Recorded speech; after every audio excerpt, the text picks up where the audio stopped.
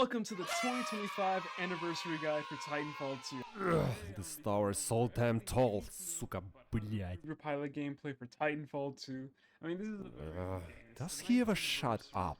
I've been playing this game for 9 years on straight, no breaks, no nothing. Finally, peace and quiet. I know this video is a day late, but it doesn't really matter, you know? But let's get right into the improvement guide. So first up, your aim.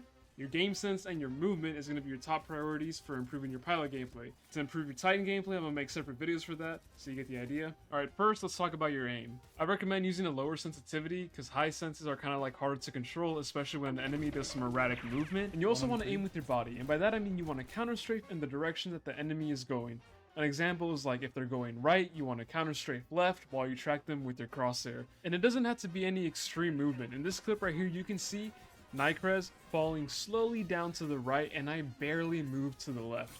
That's as much as you're going to move when you're at range, but closer up it might be a little more. Now this isn't to say that you shouldn't mirror the enemy strafe, so like both of you going to the right. This will more than likely catch the enemy off guard, as long as you have the aim to back up your strafe. Strafing should be second nature to you if you practice enough, and using stim while strafing will make you a harder target to hit. Whether you aim with your wrist or your arm, having a relaxed arm is going to be the key to having smooth tracking, because tensed up muscles lead to snappy aim, and this might help you with projectile weapons like the Craver and like, you know, snipers and shit like that. But the majority of us are going to be using automatic weaponry. But you need to like remind yourself to just relax, loosen up. Next up, let's talk game sense. Having good game sense isn't really needed for a game like Titanfall, especially in just public matches. That's more like for pug players. And it's also pertained to more Titan players, like LTS and things like that. And game sense can be split up into multiple categories. Opening your eyes, paying attention to audio cues, paying attention to spawn rotations, and having good positioning. Going down the list, opening your eyes. Now this might just sound like I'm trying to insult the player base, like, oh, turn your monitor on. But no, opening your eyes is really helpful. A lot of things go on in Titanfall, especially during your average public match, so you gotta figure out what you want to tune out. Me personally, I completely ignore AIs. Reapers, Grunts, Spectres, Stalkers, all of them, I just ignore them. Of course, I'm not telling you exactly how to play the game, you should play it however you want. I'm just saying wasting your time with AI is usually, well, a waste of time. Again, like I said with the AI previously, you want to tune out the unnecessary audio cues that they put out and only pay attention to the audios that the other pilots make. Now, paying attention to audio cues is pretty self-explanatory. The pilots in this game make a very unique sound compared to those like Grunts and Spectres, what they make. And so now whenever you hear someone on the other side of the wall, either they're walking or wall running, you want to already be paying attention to that and turning around to go in their direction. Now, paying attention to spawn rotations might sound like you're tryharding or you're too much of a sweat, but it's a really simple concept on how to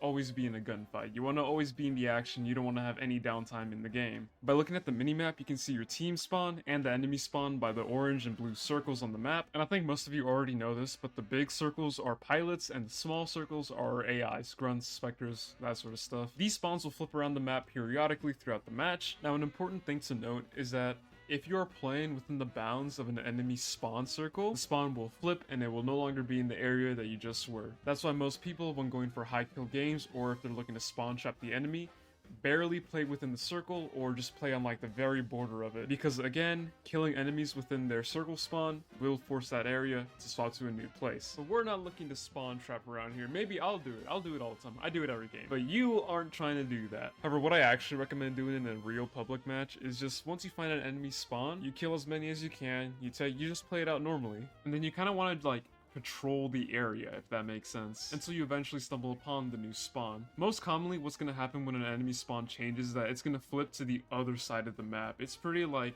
directional. It's smeared. Yeah, that's the word. I kind of forgot it there. And now let's talk positioning. Now, you might hear a lot of people tell you, you need to have good positioning to be good at the game, but what exactly do they mean by that? Well, it's pretty simple. You want to be in a favorable position compared to your enemy. You want to avoid being directly above or below your opponent, since it can be quite tricky to track an opponent that's moving pretty fast with a limited range of motion. Now, moving on to everybody's favorite mechanic, head glitching. Hopefully you will rarely find yourself head glitching in game. It's honestly quite a unnecessary feature. Head glitching is mainly done by pug players, so you don't really need to do this in public matches, and if you do end up doing it, then people are probably going to be calling you a tryhard. And I don't blame them. Head glitching's kind of annoying to deal with. You can do it on any rooftop you can imagine, as long as you have some sort of cover in front of you, and only your head is poking out. you can head glitch. Another thing to think about is the weapon you use. This should heavily influence the way you move and the way you play, and also the way you position yourself. Weapons such as the SMGs can be used at almost any range, at any position. You can be above, below, on the wall, in the air, across the map, and the SMG will still hit their shot. The ARs like the R101, the Flatline, and the Hemlock, they're a lot better used when you're grounded to a surface, on a rooftop, on the ground.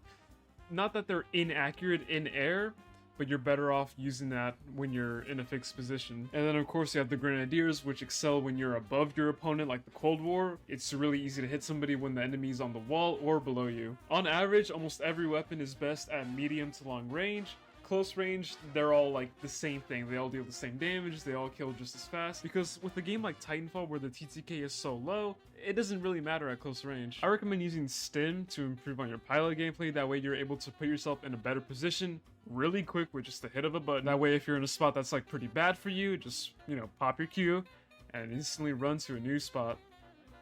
That should sum up the game sense part of the video. Now onto the last little bit, your movement. Now there are a lot of movement tutorials / guides for Titanfall 2's movement system on YouTube already, so I won't go too in depth on like the specifics of how each little mechanic works, but a thing I should mention is that those videos mainly cover how to improve your speedrunning, and not so much on how to improve your in-game gunfighting movement. I'll show what I mean in a second. When it comes to improving upon your current movement in this game, you never want to stop moving. You always want to be wall running, you want to be in the air. You almost never want to be just running on the ground without slide hopping or anything like that. And the reason for this is that if you aren't constantly moving, then you're a very easy target to hit for more experienced players. And vice versa, if you move around a lot, you're a very hard target to hit compared to others who don't move at all. But of course, it all depends if you can back your movement up with having good aim. That's why the having good aim part is so important. But you also don't want to overdo your movement, because if you move too fast or if you move too erratically, then aiming might be a lot more difficult for you to do.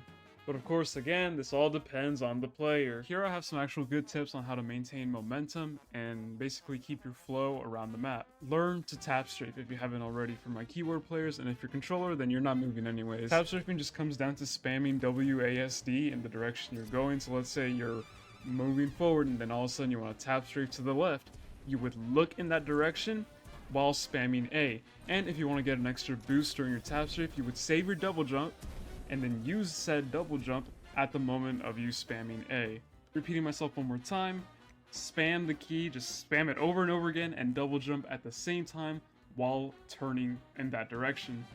But what if you want to tap strafe mid gunfight? You obviously just can't look away from your enemy. In this clip, you can see the pilot pop his stim at the same time he kicks off the wall, giving him the movement he needs to go to our right, then tap strafing to the left before touching down on the ground again to tap strafe backwards. In other words, when you're mid-air, you can only tap strafe in one direction once unless you have like some keybinds or you have a special keyboard that allows you to do multiple tap strafes in the air. That's why when you want to pull up some crazy movement tech mid-gunfights, you want to be kicking off and swapping between as many walls as you can and just readjusting your positioning, swapping between the ground, the air, and the wall. And that sums up just about everything I know about how to improve your pilot. There's not a whole lot to cover because Titanfall's quite a simple game. More of the complex tech. Oh man, this guy again? I thought Uphill finished the job. I believe that Titanfall's 9 years old now. Yo.